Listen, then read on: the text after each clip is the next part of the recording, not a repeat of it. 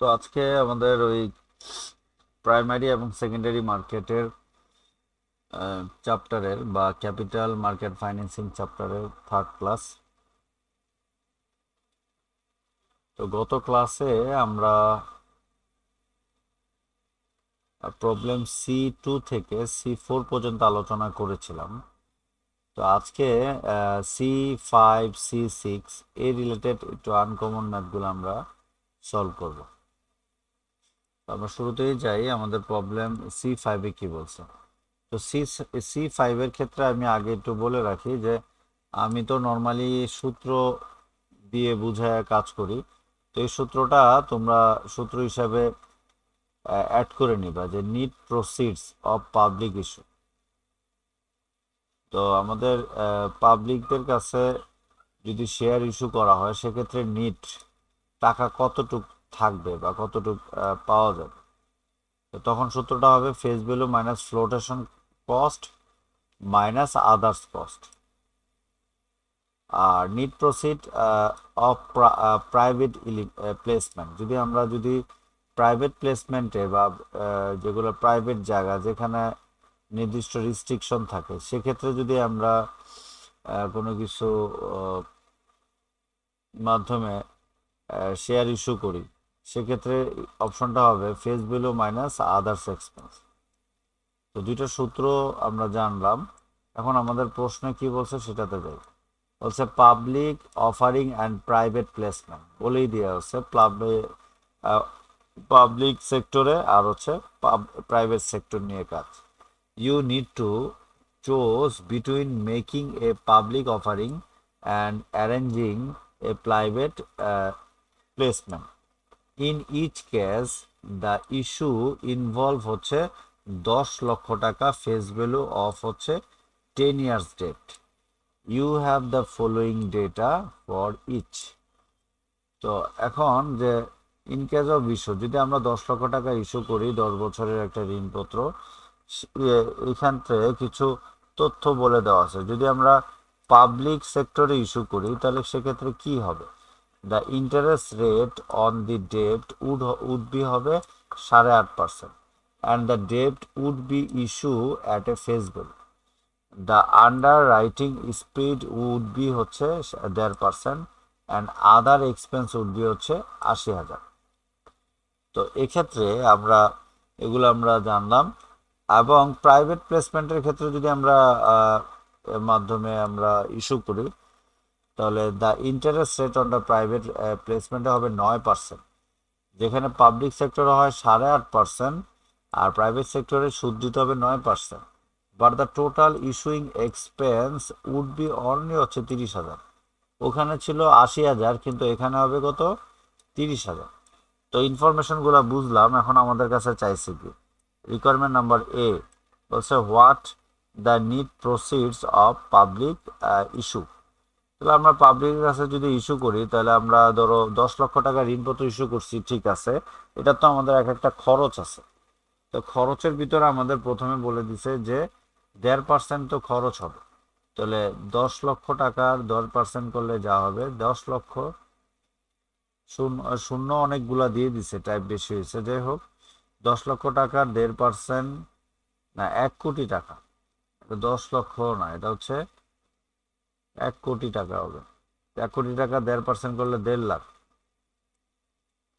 এবং ওখান থেকে 80,000 বাদ দিলে 97,70,000 টাকা আমরা পাবলিক সেক্টর থেকে পাবো। আর যদি আমরা প্রাইভেট প্লেসমেন্টের থেকে ইস্যু করি তাহলে প্রাইভেট প্লেসমেন্টে মাত্র আহ, সুদের হার হবে উড হবে 9%, আর হচ্ছে ইস্যুইং এক্সপেন্স হবে 30,000। তো 10 লাখ থেকে 30,000 বাদ দিলে 9,70,000 টাকা আসে। তা এ হচ্ছে requirement. What would be the need proceed of private placement, এটা বুঝছি কিনা।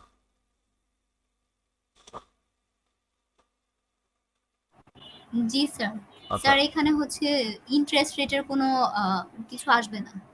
না প্রাইভেটের ইন্টারেস্টটা থাকবে না, নিজস্ব জাস্ট খালি আদার্স এক্সপেন্সটা হবে, রোটেশন কস্ট কোনো ওকে স্যার। ইন্টারেস্টটা আসবে না। এরপর হচ্ছে সি নাম্বার অপশন কি, আদার থিং বিং ইকুয়াল, অন্যান্য সব কিছু যদি সমান থাকে বা ঠিক থাকে, which is the better deal, কোনটা বেটার হবে। এখন ওরা কি করছে যে এক্সট্রাক্ট ইন্টারেস্ট রেট, কত অতিরিক্ত ইন্টারেস্ট রেট, 5.5%। তাহলে টোটাল 1 কোটি টাকা 5.5% করলে 0.05% যদি করি তাহলে 5,000 টাকা আসে।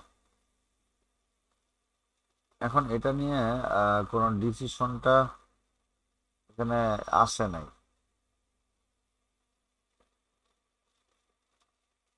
এটা ওই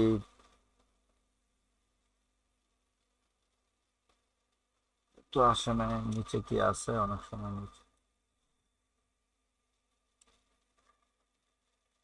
না আসে নাই।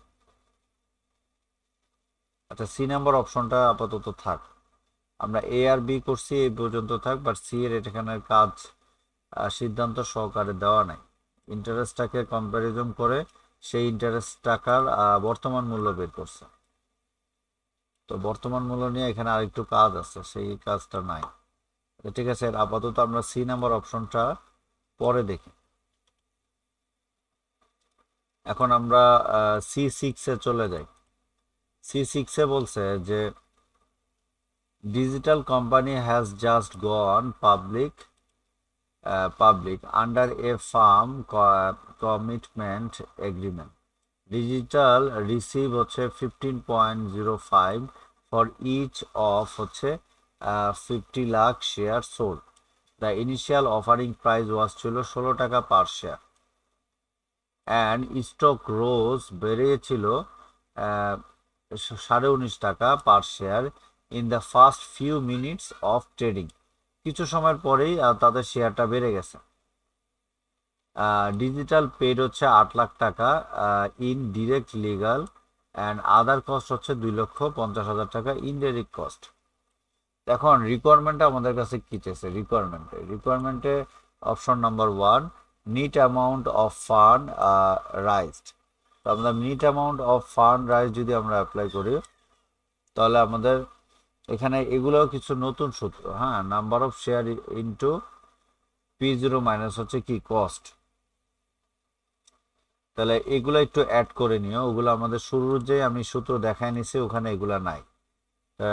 নিট ফান্ড রাইজের সূত্র হচ্ছে number of share into market price of the share into minus হচ্ছে কস্ট। তাহলে আমাদের এখানে নাম্বার অফ শেয়ার শুরুতে দিয়েছিল 50 লাখ ইন্টু 15.05। তো সেটা গুণ করব, তার থেকে কস্ট আমরা বাদ দিব 8 লাখ এবং হচ্ছে 2,50,000। এগুলো টোটাল বাদ দিলে নিট ফান্ড রাইজটা আমরা অ্যাকচুয়ালি পাবো কত, 7,42,000। মানে আমরা টাকা ইস্যু করব ঠিক আছে, আমাদের টাকার মানে শেয়ার ইনভেস্ট করবো, কিন্তু আমরা ফাইনালি আমরা ফান্ড পাবো কত, সমস্ত খরচ বাদ দিয়ে 7,42,00,000 টাকা। আমাদের রিকোয়ারমেন্ট 2-এ বলছে টোটাল ডিরেক্ট কস্ট বের করে দেখাও। তো ডিরেক্ট কস্টও বের করার সূত্র হচ্ছে legal cost plus flotation cost. আমাদের এখানে কস্ট আছে কয়টা,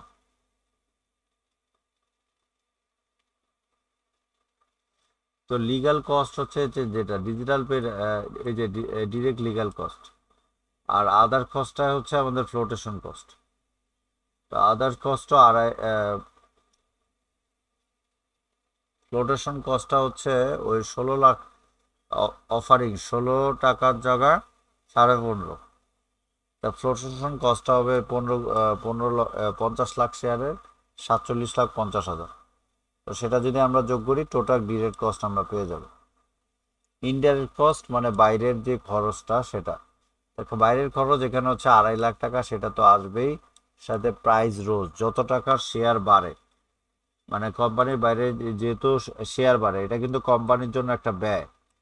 19 টাকা সে 16 টাকা করে মালিক এই ছিল, কিন্তু যে শেয়ারের ইস্যু করার পর শেয়ারের মূল্য বেড়ে গেছে, যার কারণে শেয়ার মালিকদের বেশি মূল্য দিতে হবে। তো এই বেশি মূল্য দেওয়াটাও একটা কি হবে, প্রাইস রোজ হিসেবে একটা ইনডাইরেক্ট কস্ট হবে। তো 5 কোটি টাকার উপর যদি 3.5 টাকা আরও গুণ করি তাহলে আসে 17,50,00,000। সাথে 2.5 লাখ গুণ করলে 17,50,000। ম্যাথ বুঝতেছি নাকি? স্যার ওই যে ফ্লাটেশন কস্টটা একটু বুঝি নাই।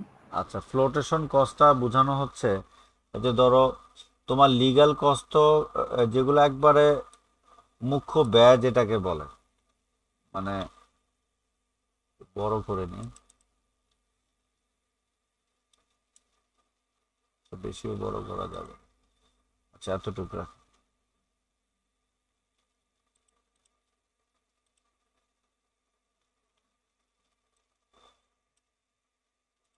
দেখো, দ্য ইনিশিয়াল অফারিং প্রাইস ছিল কত? 16 টাকা পার শেয়ার।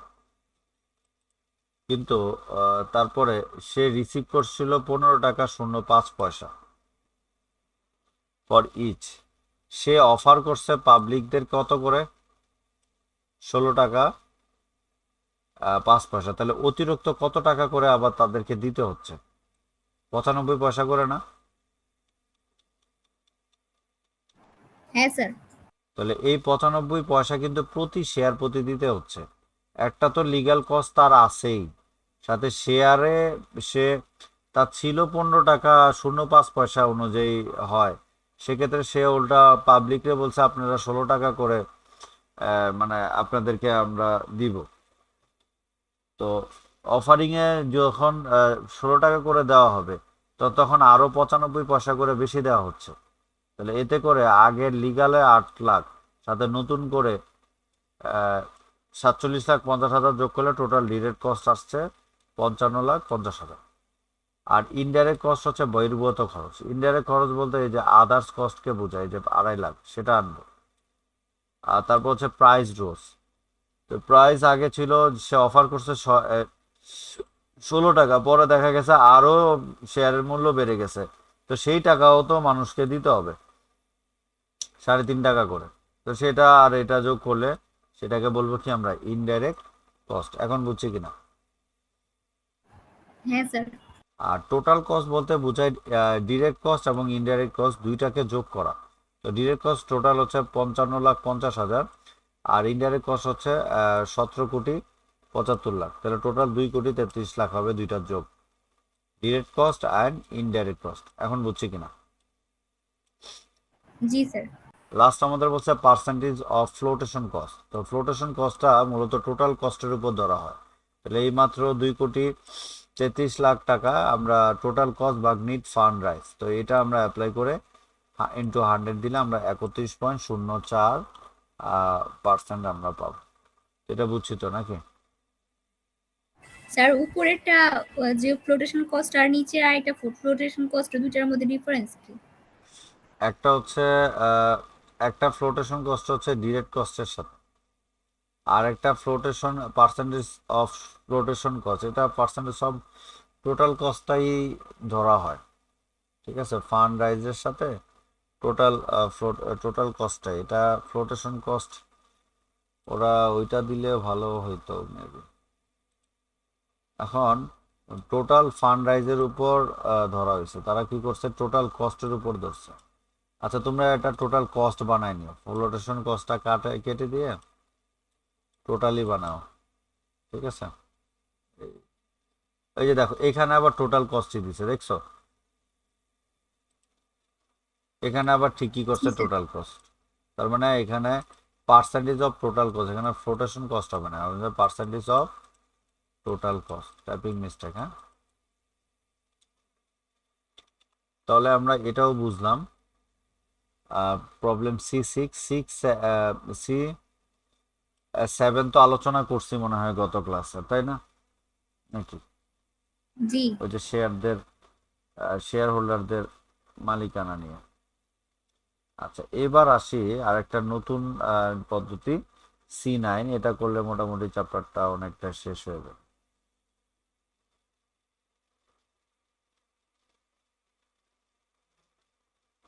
এখন রাইট শেয়ার কেউ বিক্রি করে, রাইট শেয়ার কেউ ধরে রাখে, আবার রাইট শেয়ার কেউ ছেড়ে দেয়। তো এক্ষেত্রে আমাদের ফার্মের বা শেয়ার হোল্ডারদের ইম্প্যাক্ট অফ ওয়েলথ, তাদের সম্পদের অবস্থাটা কি দাঁড়াবে, সেই ধরনের সূত্রই হচ্ছে আমাদের এই C9। তো C9 করার আগে আমরা শুরু থেকে এই সূত্রগুলো দেখে আসতে পারি চাইলে। যে এখানে যে অনেক সময় আমাদের অঙ্কে বলবে যে রাইট শেয়ার ইস্যু করার পর impact of share holder wealth, share হোল্ডারদের সম্পদের বা ওয়েলথের ইম্প্যাক্টটা কি সেটা আমাদের দেখাতে বলছে। তো option A, when exercise the right, মানে যদি এটা আমরা ধরে রাখি তাহলে আমরা এই শেয়ার হোল্ডারদের ওয়েলথের অবস্থা কি হবে। তো শেয়ার হোল্ডারদের ওয়েলথের অবস্থার জন্য মূল সূত্র হচ্ছে এটা, value of wealth before right issue, value of wealth after right issue. তার মানে বিফোর রাইট ইস্যু থেকে আফটার রাইট ইস্যুটা বাদ দিলেই আমরা impact of the share holders এর ওয়েলথ আমরা পাবো। এখন value of wealth before right issue, এটা মাঝখানে কিন্তু একটা মাইনাস আছে।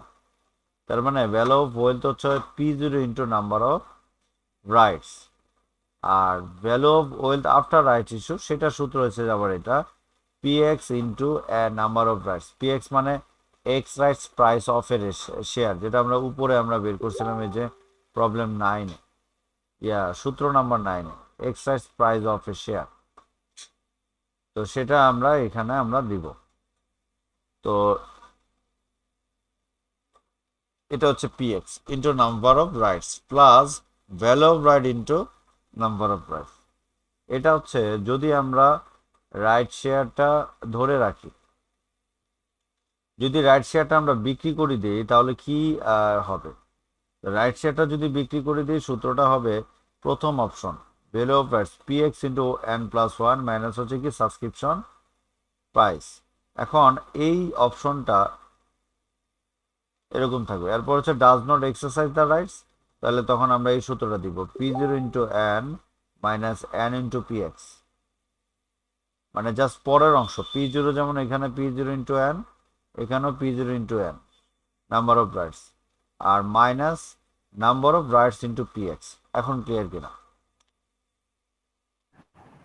স্যার ফার্স্ট এরটা তো হচ্ছে যে রাইটটা যদি ধরে রাখি সেটা, তারপর হচ্ছে সেল করলে ওইটা, আর লাস্টের যে সি নাম্বার সেটা কি স্যার?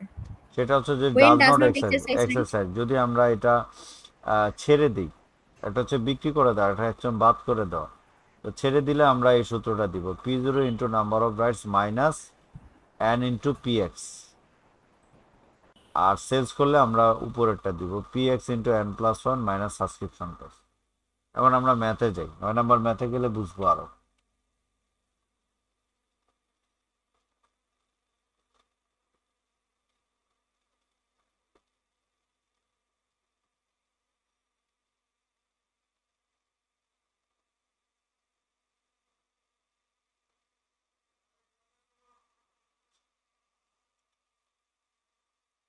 আমরা C9-এ কি বলছি, a company is considering a rights offering to raise fund to finance new project which require টাকা হচ্ছে 45 লক্ষ টাকা।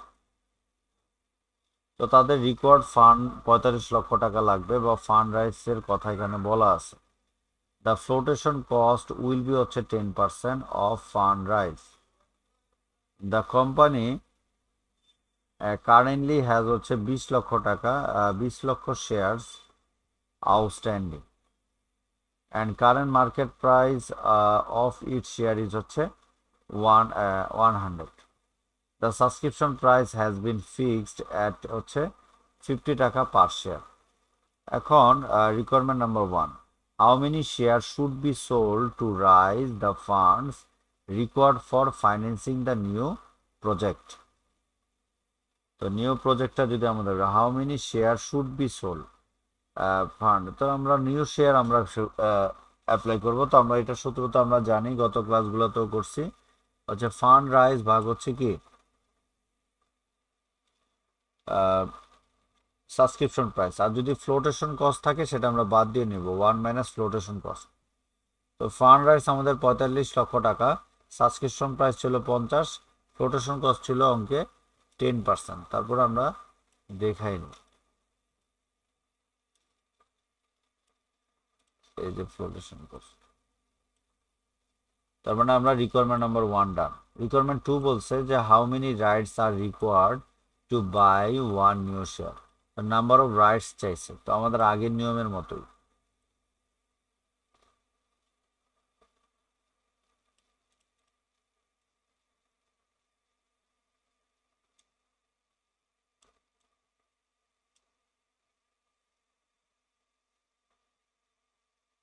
তো নাম্বার অফ রাইটস হচ্ছে ওল্ড শেয়ার ভাগ হচ্ছে কি নিউ শেয়ার।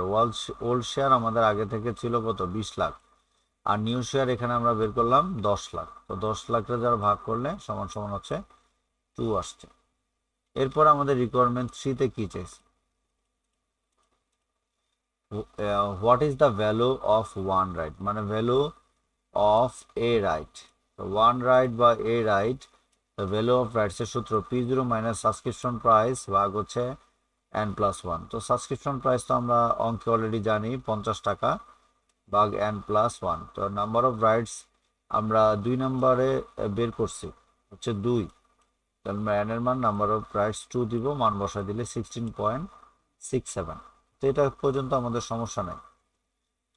অপশন 4-এ বলছে show the impact on share holder wealth who holds shares, who holds 2 shares and requires rights to buy 1 new share if he uh, exercise the rights, he sells the rights and does not exercise the rights। এখন আমাদের একটা impact, share হোল্ডারদের impact দেখাইতে বলছে সম্পদের উপর, who hold 2টা share and requires rights to buy 1 share. তো 1 শেয়ারের এগেনস্টে তাদের রাইট শেয়ারের পরিমাণটা কত সেটাও আমাদের বের করে দেখাইতে বলছে। এখন যদি এক্সারসাইজ করি, সেলস করি বা ডালসন এক্সারসাইজ করি, সেটা একটু আগে যেটা দেখে আসলাম সেটাই এখন এখানে চেক করব। তো দেখো ওরা সূত্রগুলা কিভাবে দিছে।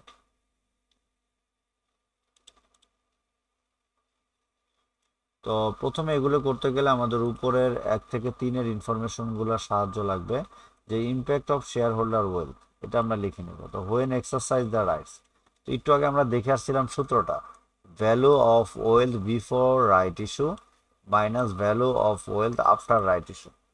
তাহলে বুঝতেছি তো নাকি? জি স্যার। এখন value of wealth before right issue সূত্র দেখে আসছিলাম P0 into number of share, আর মাইনাস হচ্ছে value of wealth after rights issue, তাহলে PX ইন্টু হচ্ছে number of rights plus value of rights into number of rights. তো এই value of rights আমরা অলরেডি উপরে 16.17 পাইছি, 67 পাইছি, সেটা বসাই দিব। এন এর মান হচ্ছে 2, নাম্বার অফ রাইটস হচ্ছে 2, কোথায় পাইছি, এই যে রিকোয়ারমেন্ট 2-এ, এই যে 2। এরপর PX এর মানও আমরা প্রশ্নে PX এর মানটা প্রশ্নে দেওয়া নাই, আমাদের বের করে নিতে হবে। PX এর মানটা আমাদের কি করতে হবে, বের করতে হবে। তো PX এর সূত্র তো আমরা এর আগের ম্যাথগুলো তো জানছি, হয়ে গেল।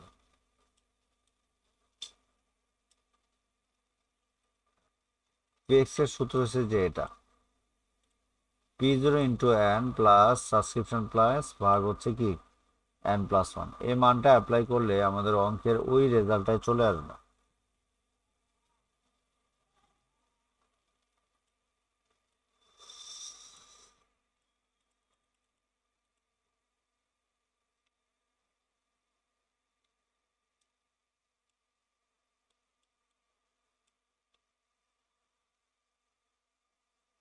তো এই P0-র মানটা আমরা এইভাবে বের করে নিব, ওটা ওই সূত্রটা অ্যাপ্লাই করলে 83.33 আসবে ইন্টু নাম্বার অফ রাইটস 2, এখানেও plus value of the rights 2। তো এইভাবে ডান বাম করলে আমাদের এক্সারসাইজ যদি আমরা ঠিক রাখি তাহলে এটা রেজাল্ট আসবে 0। The value of wealth will be unchange, কোনো কি হবে না, চেঞ্জ হবে না। যদি আমরা এটা বিক্রি করে দিই তাহলে কি হবে, value of rights before right issue কিন্তু চেঞ্জ নাই, P0 into number of share, P0 into number of share. আবার এখানেও সেম, এটা পরে। এখন value of wealth after right issue যদি আমরা অ্যাপ্লাই করি, পিএক্স মানে PX into number of rights plus one. তো নাম্বার অফ রাইটস ছিল টু, টু এর সাথে যদি প্লাস ওয়ান করি হবে কি থ্রি, আর হচ্ছে পিএক্স এর মানটা আমরা বসাই দেবো। এভাবে ওগুলা মানগুলা বসাই দিলে এটার, যদি এটা সেলও করি এটার রেজাল্ট আসবে কি জিরো। এরপরে when does not exercise the right, যদি এক্সারসাইজ রাইটসটা যদি এক্সারসাইজ করি বা ধরে না রাখা হয় তাহলে কি হবে, value of wealth before right issue. সব জায়গায় কিন্তু একই সূত্র, 100 × 2, 100 × 2। তো এখানেও আমরা 100 × 2 আমরা দেবো। Value of wealth before right issue minus value of wealth after right issue. তো value of wealth after right issue, এই যে 83 তো বের করলাম, 83.33। তো সেটার সাথে value of wealth before right issue সেটা আসে কত 200। সেটা বাদ দিলে আমাদের does not exercise the right সেটা আমরা পাবো। তো comment value of wealth will be reduce. তো আমাদের কি হবে, ভ্যালু অফ ওয়েলথটা এটার কারণে কি হয়েছে, কমছে। এই হচ্ছে impact of the share holder যখন এক্সারসাইজ দ্য রাইটস হইলে এক সূত্র, হোয়েন এক্সারসাইজ দ্য সেলস সেটা ক্ষেত্রে যদি বিক্রি করি সেটার একটা সূত্র, আর যদি does not exercise the rights তো সেটা তো আরেকটা সূত্র হবে। আমরা এই পর্যন্ত বুঝছি কিনা? স্যার সূত্র তো মানে বেসিক উপরে যে ওইটা তো সবগুলোতে ঠিক আছে, কিন্তু value of wealth after right issue এটা মানে তিনোটাতে হচ্ছে তিন রকম। হ্যাঁ, তিনোটাতে তিন রকম। আর বিফোর রাইট ইস্যু কিন্তু সবার ক্ষেত্রে সেম, দেখো 100 × 2। সেম। তাহলে মানে আমাদের আফটার রাইট ইস্যুটার ক্ষেত্রে মনে রাখলেই হবে, হ্যাঁ। যখন আমরা এক্সারসাইজ করব তখন এই সূত্রটা, যখন আমরা সেল করব তখন এই সূত্রটা, যখন আমরা ডাজ নট হ্যাঁ। এক্সারসাইজ দ্বারা তখন আমরা এই সূত্রটা ইউজ করব, মানে PX into G. Number of rights. ঠিক আছে, তো এই পর্যন্ত। এবার আমরা পরের ম্যাথে যাই।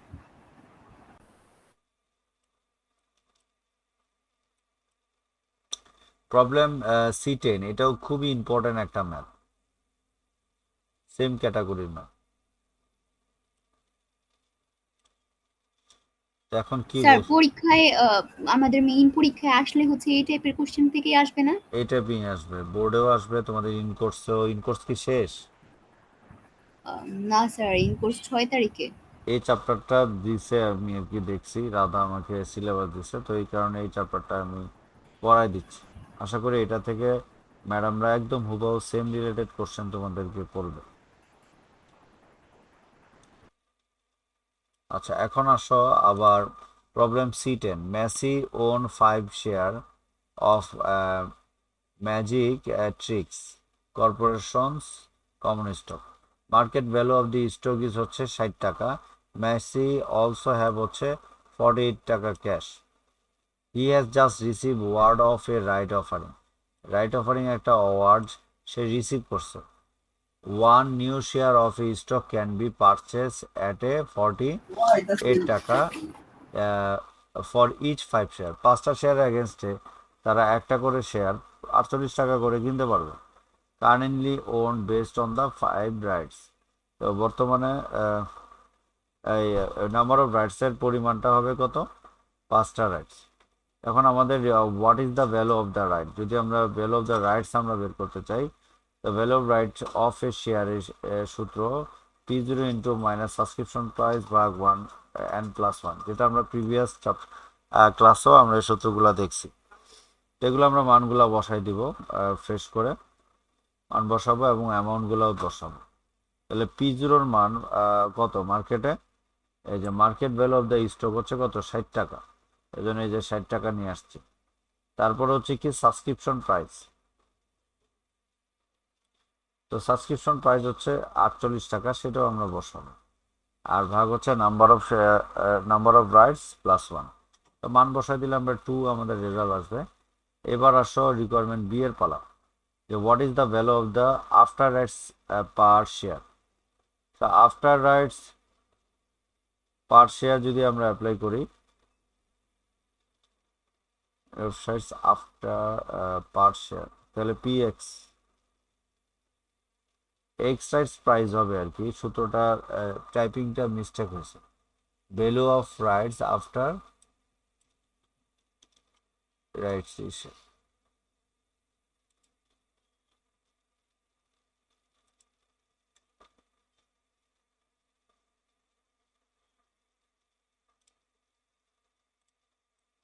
আচ্ছা, জায়গাটা অনেক বড় হয়ে গেছে, আমরা অন্য ইতে করি।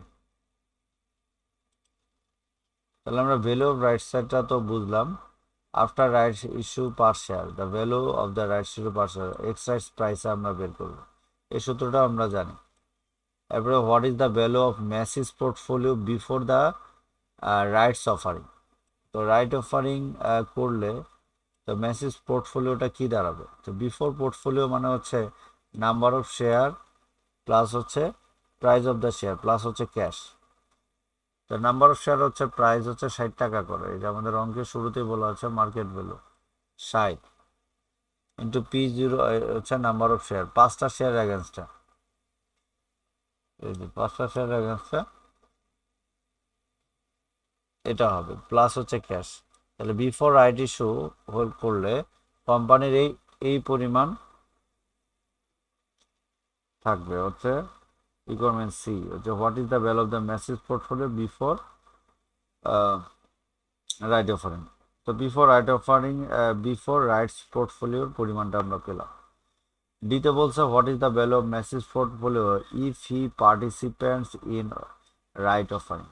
রাইট অফারিংয়ে যদি সে পার্টিসিপেট করে, একটা হচ্ছে প্রথমটা রাইট অফারিংয়ে যদি না করে সেটা বের করছে, এখন যদি করে,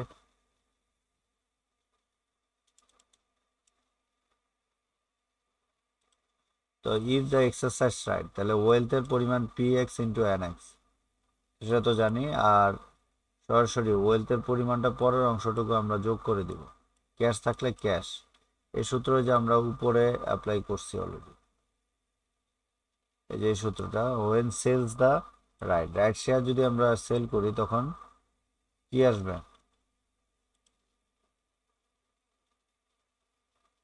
P0 ইন্টু নাম্বার এক্স, আর হচ্ছে লাস্টে value of wealth after right issue P0 into n+1 minus subscription price. দেখো এই সূত্রটাই আমরা পরবর্তী ম্যাথে অ্যাপ্লাই করতেছি, ঠিক আছে? এই যে এই সূত্রটা পরের অংশ আফটার রাইট ইস্যু, সেল করার পর আর কি, আফটার সেল করার পর এটা থাকে। এরপর অপশন এফ এ কি বলছে? What is the value of Messi's portfolio if he does not exercise the right. Exercise যদি না করে, সেটা সূত্র তো আমরা জানি। পোর্টফোলিও যেহেতু চাইছে, তো এখানে ওভারঅলটা আমরা দেখাবো না, জাস্ট পরের অংশটুকু P x into number of share plus হচ্ছে এক্স। এটা কোথায় আছে? এই যে আমরা দিকটাকে দেখছি, সেটা আবারও বারবার যত সূত্রগুলো আমরা ম্যাচ করানোর চেষ্টা করব তত আমরা মনে থাকবে। এই যে এখানে পরের অংশটুকু P x into number of share plus value of rights into number of rights. এই পর্যন্ত বুঝছি কিনা? জি স্যার। আচ্ছা, প্রবলেম 10 গেল।